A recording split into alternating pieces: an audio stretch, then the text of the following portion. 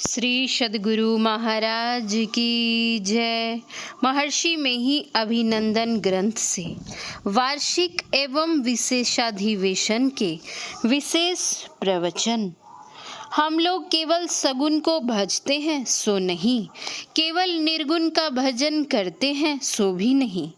हम लोग प्रथम सगुण का भजन करते हैं। सगुण के स्थूल सूक्ष्म कारण महाकारण आदि सभी रूपों का भजन करते करते निर्गुण का भजन कर सगुण निर्गुण के पार परमात्मा तक पहुँचते हैं। परमात्मा त्रैगुण रहित और दिव्य गुण सहित माने जाते हैं। सब ससीमों के पार में असीम अवश्य है, ऐसा बुद्धि की समझ में भी आ जाता है। जो असीम और अनंत है वह सबसे अधिक सूक्ष्म, विस्तृत एवं व्यापक होता है। इसीलिए अनंत परमात्मा सगुण निर्गुण के सभी मंडलों से विशेष सूक्ष्म तथा उसमें व्याप्त होते हुए भी उनसे परे है। वे अपने एक अंश मात्र से सारे विश्व को व्याप्त किए हुए हैं। वे सर्व समर्थ एवं अपरंपार शक्ति संपन्न है। अतः आप जिस रूप में उनके दर्शन चाहते हैं उसी रूप में वे दर्शन देते हैं। रूप सगुण है। जिन्होंने वह रूप धारण किया है वे स्वयं निर्गुण ही हैं। काली, दुर्गा, राम, कृष्ण, शिव आदि किसी एक रूप पर मेरा जोर नहीं है। जो जिस रूप की प्रेम पूर्वक उपासना करते हैं वे ठीक ही करते हैं, किंतु जिसने वह रूप धारण किया है उसकी भी उपासना करने से तब उपासना पूरी होगी। स्थूल से सूक्ष्म की ओर चलिए। आँख बंद करने पर अंधकार मालूम पड़ता है, पर देखने की ज्योति आँखों में ही है। अतः अंधकार के शिखर पर या पार में ज्योति है। ज्योति के बाद शब्द है, शब्द के पार में परमात्मा है। प्रत्येक इंद्रिय केवल एक ही विषय को जान सकती है, वह दूसरी इंद्रियों के विषयों को भी नहीं जान सकती। फिर इंद्रिय विषयों से अतीत परमात्मा को तो वे सब मिलकर भी किसी तरह नहीं जान सकती। उच्चारण के सभी स्थानों को भरकर ही ओम का उच्चारण होता है।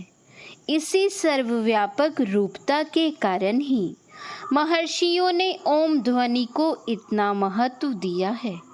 ऋषियों ने ओम को अघोषम, अव्यंजनम एवं अस्वरम च कहा है। परमात्मा के निजवाचक नाम को ही ओम, राम, सतनाम, गुरु नाम आदि कहा गया है।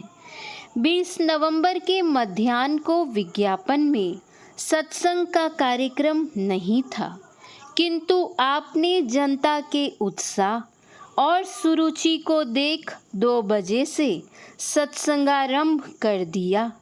आज के प्रवचन में आपने कहा, कल मैंने साधन के विषय में कहा था, फिर आज भी कहता हूँ, जिस काम को करने से ईश्वर प्राप्त होता है वह भक्ति है।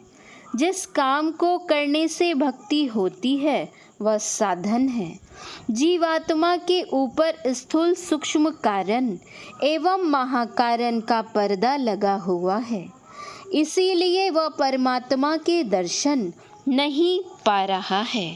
इन आवरणों को हटा देने पर फिर ईश्वर दर्शन में कोई बाधा नहीं होगी। जैसे गंगा स्नान करने वाला यात्री जिस समय घर से गंगा की ओर चलता है उसी समय से वह गंगा जी की भक्ति प्रारंभ कर देता है। गंगा में स्नान करने से भक्ति पूरी हो जाती है। उसी भांति सभी आप अपने केंद्र से ईश्वर की और अपनी अंतर यात्रा प्रारंभ कर देते हैं। उसी समय से भक्ति का प्रारंभ हो जाता है। जागृत अवस्था में आप नेत्रों में वास करते हैं, वहीं से ठीक विधि जानकर अपनी यात्रा प्रारंभ कीजिए और सभी आवरणों को पार कर परमात्मा के दर्शन कर लीजिए। जिस द्वार से चेतन वृत्ति ब्रह्मांड से पिंड में आती है, वही दरवाजा शिव नेत्र है। वहीं से चलिए, आप लोग पूजा पाठ करते हैं, इसको भी कीजिए और यह ध्यान भी कीजिए। स्थूल ध्यान के बाद सूक्ष्म ध्यान कीजिए। सूक्ष्म ध्यान भी दृश्य ही है। अब अदृश्य का ध्यान कीजिए। नाद ध्यान ही अदृश्य ध्यान है। शब्द ध्यान करते करते आपको निर्गुण नाम की प्राप्ति होगी और तब आप परमात्मा के साक्षात दर्शन कर सकेंगे। इन सारी बातों को पहले सत्संग के जरिए जान लीजिए, तब इसे कीजिए। यह एक रोज करने की बात नहीं है, बहुत दिन करना पड़ेगा।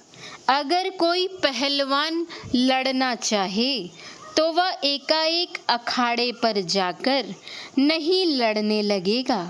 पहले वह लड़ने की कला और हुनर सीखकर तब वह किसी प्रतिद्वंदी से लड़ेगा। उसी भांति जो ईश्वर से मिलना चाहते हैं, उन्हें युक्ति और साधन से नहीं डरना चाहिए। प्रारंभ चाहे जो जिस रूप की उपासना से करे, पर ध्यान विधि सबके लिए एक ही है। सभी उपासकों के लिए पंच पापों का परित्याग, सत्संग, सद्गुरु की निष्कपट सेवा और नित्य ध्यानाभ्यास आवश्यक तथा अनिवार्य है। आपके प्रवचन सुनकर फुलवड़िया निवासी बाबू चक्रधर प्रसाद सिंह जी सत्संगी विमुग्ध होकर कहने लगे, परमात्मा को पाने का पथ बतलाने वाले सद्गुरु हैं। मैं अपनी बात कहता हूँ, मैं बहुत दिनों से गुरु पाने के लिए आकुल और हैरान था। जिन महात्मा के पास जाता, वे कहते अभी सेवा करो, तब अध्यात्म ज्ञान का रास्ता बताएंगे। वही दुर्लभ अध्यात्म ज्ञान पूज्य चरण महर्षि जी मुक्त भाव से वितरित कर रहे हैं। कितने उदार हैं ये हमारे सद्गुरुदेव। भरे घर को सभी भरते हैं, पर गरीबों के घर को कौन भरे। पूज्यपाद महर्षि जी हम गरीबों को अपनी करुणा से नहला स्नान करा रहे हैं। अब हम लोगों को हीरा मिल गया। सत्संगाधिवेशन पूरा करके 42 सत्संगियों की मंडली लिए आप बेलदौर मुंगेर निवासियों के प्रेमाग्रह से 20 नवंबर के 10 बजे रात में बेलदौर सत्संग भवन पहुंच गए। वहां प्रथम से ही सारी व्यवस्थाओं के सहित श्रोतागण उपस्थित थे। श्री सद्गुरु महाराज की जय। श्री सद्गुरु महाराज की जय। श्री सद्गुरु महाराज की जय।